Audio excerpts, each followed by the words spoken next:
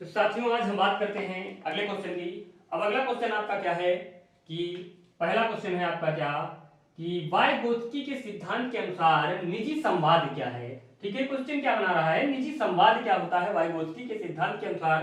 पहला ऑप्शन आपका कि बच्चों के आत्म केंद्रिता का द्योतक होता है। दूसरा ऑप्शन है बच्चों के क्रियाकलापों और व्यवहार का अवरोधक है। तीसरा ऑप्शन है आपका जटिल कार्य करते समय बच्चे उसके व्यवहार के संचालन में क्या करता है, सहायता देता है। और चौथा ऑप्शन है यह संकेत देता है कि संज्ञान कभी भी आंतरिक नहीं होता है। ठीक है साथियों, तो जैसे मैंने बताया है कि वाइगोत्स्की ने अपने सिद्धांत में क्या कहा था, यानी जो प्राइवेट स्पीच है या निजी संवाद है, ठीक है, या उसकी व्यक्तिगत वार्ता है, तो क्या होती है, उसे सपोर्ट करती है। वो निजी वार्ता जो होती है काम करने में उसे क्या करती है, मदद करती है। ठीक है, तो यहाँ पे क्या होगा, जटिल कार्य करते समय उसके व्यवहार संचालन में क्या करता है, सहायता देता है। ठीक है साथियों, तो यहाँ आपका ऑप्शन क्या होगा, तीसरा ऑप्शन होगा कि वो क्या कर रहा है, सहायता प्रदान कर रहा है। ठीक है साथियों, अब अगले क्वेश्चन की बात करते हैं। अगला क्वेश्चन क्या है कि निम्न में से किसने सामान्य बुद्धि के विचार को नकारा और बुद्धि को अनेक विशिष्ट संसाधन संक्रियाओं के पदों के रूप में क्या किया था, परिभाषित किया था। ठीक है साथियों, तो पहला था आपका चार्ल्स स्पियरमैन, दूसरा था आपका अल्फ्रेड बिने, तीसरा था जीन पियाजे, चौथा है आपका क्या, हार्वर्ड गार्डनर। ठीक है, कौन से ऐसे महोदय हैं जिन्होंने सामान्य बुद्धि के विचार को नकारा और बुद्धि के अनेक विशिष्ट संसाधन संक्रियाओं के पदों के बारे में क्या किया था, बताया था। ठीक है साथियों, तो आपके कौन से थे, आपके हार्वर्ड गार्डनर महोदय थे, जिन्होंने क्या किया था, बुद्धि की बहुत सी संक्रियाओं की क्या की थी, बात की थी। अगले क्वेश्चन की बात करते हैं। निम्न में से कौन सा शिक्षा शास्त्रीय पद्धति, यानी कौन सी शिक्षा शास्त्रीय पद्धति एक संरचनावादी कक्षा के लिए उपयुक्त नहीं है। ठीक है साथियों, संरचनावादी शिक्षा पद्धति कौन सी ऐसी है जो आपका क्या है, संरचनावादी कक्षा के लिए उपयुक्त नहीं है। पहला ऑप्शन है आपका वेधन व दोहराव, दूसरा है सामूहिक सहयोग, तीसरा है बहुआयामी परिप्रेक्ष्य, चौथा है इनमें से कोई नहीं। ठीक है साथियों, तो कौन सा होगा आपका, यानी आपका संरचनावादी कक्षा बहुआयामी की भी बात करती है, सामूहिक सहयोग की बात करता है। ठीक है, ये तो सिरे से होगा ही नहीं। तो कौन सा ऐसा ऑप्शन है, वेधन और दोहराव की क्या करता है, बात नहीं करता है। किसकी बात नहीं करता है संरचनावाद, वेधन और दोहराव की। ठीक है, अगले की हम बात करते हैं। निम्न में से कौन सा अध्यापक द्वारा पाठ का उदाहरण नहीं है। ठीक है, कौन सा ऐसा ऑप्शन है जो वाइगोत्स्की के पाठ की बात नहीं करता है। तो पहला है अनुकरण के लिए कौशलों का प्रदर्शन, दूसरा है आपका इशारे व संकेत, तीसरा है रटना, चौथा है सहपाठियों संग साझा शिक्षण। ठीक है साथियों, यानी अनुकरण के लिए जो कौशल हैं उनको क्या करना है, बताना है, तो ये भी क्या है, पाठ का उदाहरण है। इशारा देना, ये भी क्या है आपका, पाठ का उदाहरण है। ठीक है, सहपाठियों संग साझा शिक्षण, सभी सहपाठियों को साथ बैठाकर शिक्षण करवाना, ये भी आपका क्या है, पाठ का उदाहरण है। केवल रटना एक ऐसी प्रक्रिया है जो पाठ का उदाहरण नहीं है। ठीक है साथियों, इसमें किसी प्रकार का कोई सहयोग नहीं होता है, रटना अपने आप होता है। अगले की बात करते हैं। अगला आपका क्या है, 5वां नंबर कि कोहलबर्ग के नैतिक विकास सिद्धांत के, कोहलबर्ग के किस सिद्धांत के, नैतिक विकास सिद्धांत के दूसरे स्तर, यानी दूसरा स्तर इनका क्या है, पारंपरिक नैतिकता, पारंपरिक नैतिकता की तीसरी अवस्था को क्या कहा जाता है।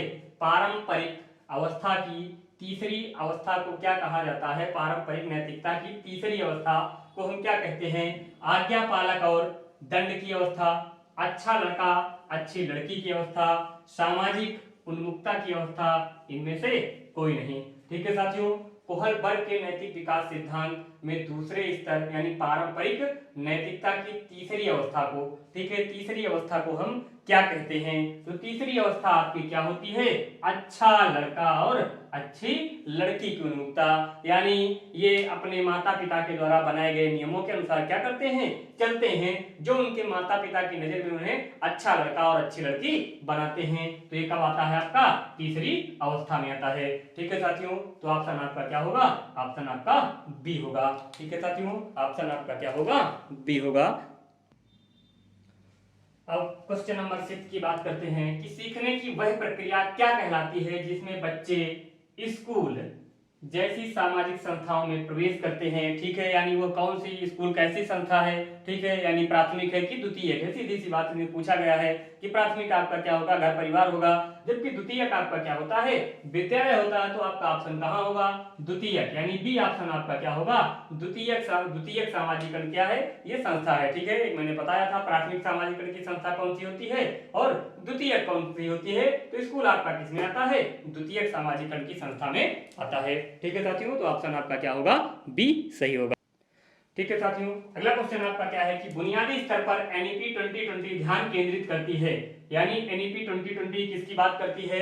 ऑप्शन पहला है आपका साक्षरता पर, दूसरा है साक्षरता तथा अंगज्ञान पर, तीसरा है प्राकृतिक विज्ञान पर और चौथा है सामाजिक अध्ययन के शिक्षण पर। ठीक है साथियों, किस पर, जबकि मैंने बताया था कि आपका एनईपी 2020 किस पर काम करती है, साक्षरता तथा किस पर, अंक ज्ञान पर, किसकी, बुनियादी शिक्षा की बात करती है।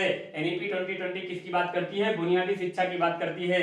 तो बुनियादी शिक्षा आपकी क्या होगी, साक्षरता तथा अंक ज्ञान पर क्या करती है, ध्यान केंद्रित करती है। तो आपका ऑप्शन क्या होगा, बी सही होगा। ठीक है साथियों,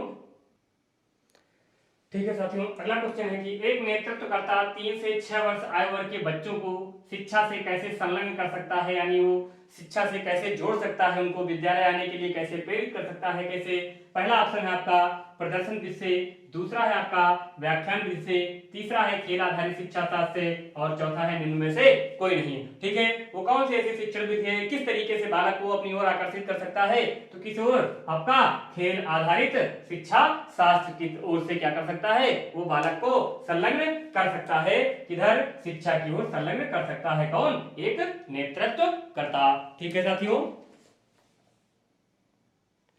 अगले क्वेश्चन की बात करते हैं। अगला क्वेश्चन आपका क्या है कि एक नेतृत्वकर्ता को 3 से 9 वर्ष आयु के बच्चों को आकलन का आयोजन करना चाहिए। किस लिए आकलन का आयोजन करना चाहिए, ठीक है, बात आकलन की कह रहा है, तो किस लिए आकलन का आयोजन करना चाहिए। पहला ऑप्शन है कि उन्हें वर्गीकृत करने के लिए, दूसरा है आपका क्या, उनकी ग्रेडिंग के लिए, तीसरा है रैंक के अनुसार उन्हें रोक रखने के लिए और चौथा है उनकी क्षमता, आवश्यकता और रुचियों के आकलन के लिए। ठीक है साथियों, तो आकलन में क्या होता है, बालक की क्षमता, आवश्यकता और रुचियों का हम क्या करते हैं, आकलन करते हैं। तो ऑप्शन आपका कौन सा सही होगा, डी ऑप्शन आपका क्या होगा, सही होगा। उनकी क्षमताओं को जानने के लिए हम क्या करते हैं, आकलन करते हैं।